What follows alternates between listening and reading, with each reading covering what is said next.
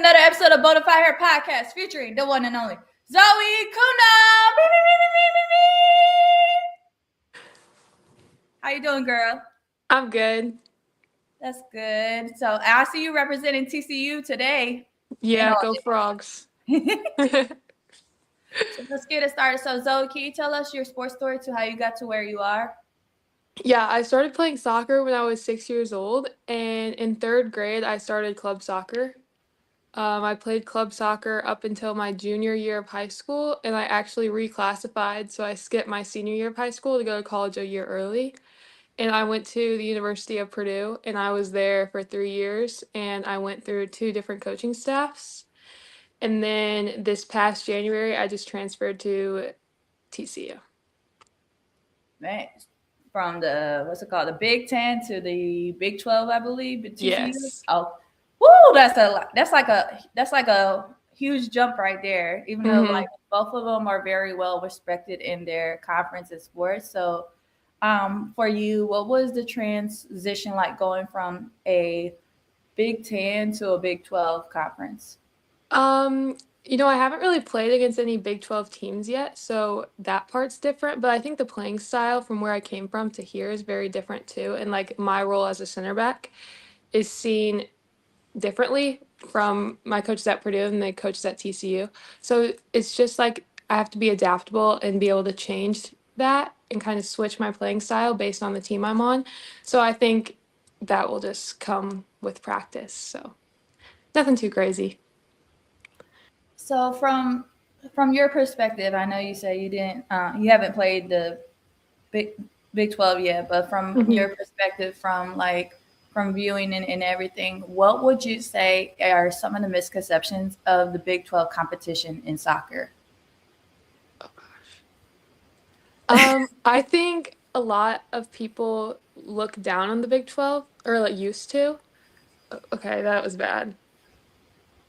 Girl, take your time. It's all good. Just know this podcast is raw, real. We have bloopers and everything, so it's all good. I don't know how to answer that question.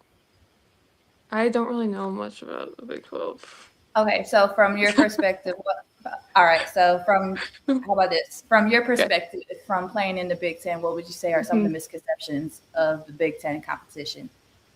I think the Big Ten is like competitive and aggressive, and I think we are seeing that we play soccer, but it's also if we need to play long, we're gonna play long, and a lot of the playing long comes from the SEC. Like rather than playing soccer, I feel like the SEC is known for playing big, and the Big Ten is kind of a mix of both of that, where the Big 12 is strictly playing soccer, at least at TCU. So my question for you is, and like soccer is such a huge sport around the world Hmm. and stuff. Do you hope to see more visibility opportunities for college soccer over like year round to where it's seen on the big major platforms like say ESPN, ESPN2, and everything? Yeah, for sure. I think just as the women's game continues to get larger, that will happen. There's a lot that have been happening just every year, trying to compare us to the men's sports, and the men's sports are still ahead of us. But as we work together, people are starting to pay more attention to women's sports and just getting its name up there. For sure, and it leads to my question. When it comes to representation in women's sports, both on and Hmm. off the court, especially having someone that look up to you, how important is representation in women's sports? I think there's just so much that goes on behind the scenes in women's sports and that women can relate to off the field, off the court. And I think just having a role model and someone to look up to and talk to and understand that they're human too. And there's just so many different parts that go into it is really helpful. For sure. And first of all, congrats on you recently signed with BU Athletics. So, Thank you. hey. So, my question for you is, what is it about BU Athletics that stood out to you? I think they're very personable, and what I want is what they're going to work towards. They're not necessarily just putting me in whatever they can access. It's based around my my hobbies, my interests, and my likes, and then they kind of work with me like I'm controlling it, and I think that's really nice. That's very, very true. Like, especially like whenever like you're looking for, say, an opportunity, and also it's like, what is something that they can help me with, but it's more personal. So, and Hmm. it's very like one on one. So Yeah. this that's always an amazing thing. And speaking of which, for you, like, how impactful has the NIL been for you since in college? Yeah, with the opportunities, I just feel like I've gotten so much more exposure in the real world aside from soccer. Even just using my name in soccer with like branding and marketing, because I'm kind of interested in those type of things. So just seeing how it all works and making those connections and meeting new people, it's been really cool. Girl, I'm gonna have to tell you about AthleteCon because that's just where it's at. Especially if you want to learn more about Hmm. branding and everything. Girl, I'm gonna have to tell you about that because Okay. it is lit. So, but so my question for you is, who would you say inspires you both on and off the field? Um, I'm gonna be generic and say my parents. I think just like their respect for my love of the game, and they just put everything they have into my interest in my soccer. They've taken me everywhere around the world, paid so much, and whether I'm happy, whether I'm sad, they're always there for me, and I think that just takes a lot of strength, and I really respect that. Ooh, we love it when we have family that supports us. We love it here. We love Yes. it because it's like you're probably like it's one of those moments of like they would it be so dope if they had like say a pic like say a jersey of like your Hmm. jersey number and stuff, or like say the jersey tees and it's like Yeah. you and stuff. It's like, oh my gosh, I Yeah. love it. So for you, how has would you say like soccer in so many ways kind of like not only taught you in the sports world, but also has helped you in the real life situations with everything that's implemented? Yeah, I think with soccer and growing up and going through different clubs and universities, I've just learned a lot of lessons that translate to the real world, like kind of trusting myself and making decisions and just trusting the process. I think that's really important, not just in soccer, but the real world, and understanding also that mistakes happen and you need mistakes to grow. And I think that's also a big piece. I used to struggle with dwelling on mistakes, and that kind of just lead me down a hole. And through soccer, I've kind of found my way to get over that and way to get past hard times and find other things I enjoy, such as like a lot of artistic things I enjoy. So I think I just found my path of if I'm feeling down, I know where to go for that. Girl, I'm here for it because in so many ways, it's like sports will teach you, yes, it will teach you all the skills and everything for the sport. But outside of it, man, you could just implement any type of situation. Right. Yeah. And it's like, huh? It's like sports will teach you about like relationships. It'll teach you about friendships and everything. Who gonna be there Hmm. for you? And I'm like, man, now I see why Yeah. ball is All life. of it. So my question for you is, I always say that athletes are human first. So Hmm. my question for you is, as an athlete and a woman, how important is mental health to you? I think it's really important. I mean, I kind of struggled with it early in my college career just because there's a lot of change and a lot going on. And I kind of thought that I needed to live up to these expectations, and people had expectations of me. And that wasn't really the case. But in my brain, that's what it felt like. And I just wasn't living up to those. And I put a lot of stress on myself that was unnecessary. And I kind of needed help in that area of life, mental health. So I think it's really important because your mental health is just as important as your physical ability on the field. Like you have to have the mental capacity and the mental confidence to be able to perform. So I think that's just really important for all women in sports. Absolutely. And do you hope to see more athletes speak up about the importance of mental health and be open about it? Yeah, I do. I think there's just so many more people going through similar things that individuals are that we just don't realize. And we have so much more in common. And I feel like we kind of not find a resolution, but be able to talk about it if we opened up. and there'd be a better way to go about it. For sure. First of all, I just want to say I just saw your nails and I love your nails. So Thank you. we gotta have an. Is it possible for a nail cam? There you go. Ooh. Yeah. It's like red for Valentine's Day coming up too. Yep. Just got them done yesterday. Oh, slay Yep, on fresh. them. I first of all, this is why I'm telling you, like, we all love media day, especially for women's sports. Like, yeah. it's like get to, it's like, yes, we're a beast on the court, but we could be a beauty on and off the court and feel. It's like I just get cute and dolled up. It's like, yes, slay on them. So what would you so my question for you is how I notice you're big in your faith in so many ways. How do you balance your faith and your sport simultaneously? Every night I do like a Bible study and I make time to kind of reflect and go deeper into my faith. So I think just constantly I'm reminded of it, and every morning I wake up, I'm thankful for waking up, and I think that really just puts a perspective like on my day. And I've been able to look at the little things, like the sun's out, I woke up, my family's up, things like that, and just kind of be grateful for all the little things in life, and it makes my struggles or mistakes so much smaller.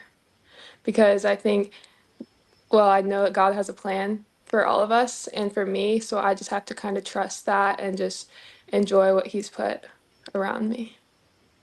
Absolutely, because won't He do it? Yes, He will. Yes, He will. Because and the sun is the sun is kind of now. It's kind of coming out since it's been snowing like crazy around here. So, but if there was how would you just what would you say is a goal for you both on and off the field coming up for you for this season? I think a goal on and off the field is I want to be more personable with the people around me. I feel like I'm kind of an introvert. So like if I don't have anything to say, I'm not necessarily going to say it when I'm off the soccer field, like in the locker room. But I think like I care a lot about people and those around me, but I may not be that good at showing it just because I am introverted. And if I feel like I don't have anything to say, I'm not going to say it. So I think just showing those around me that I like do care and I am here for you, because I feel like I am, but I may not show them in a way. So I think that's really what I'm going to focus on this semester, especially being new at TCU and kind of just creating those relationships. Oh, girl. Like sometimes you learn something new each and every day in life. It's like, it's like you guys, like, what's it called? How, how the butterflies, like, they got to spread your wings, butterfly. Yeah. But, it's understandable. Like, you may not, it's like just being quiet. Sometimes, like, you're just observing everything. Sometimes, like, observing is always good and stuff. So, but my question for you is, if there was a verse or a scripture, a word or a phrase to describe your journey so far, what would it be? Describe my journey so far. Hold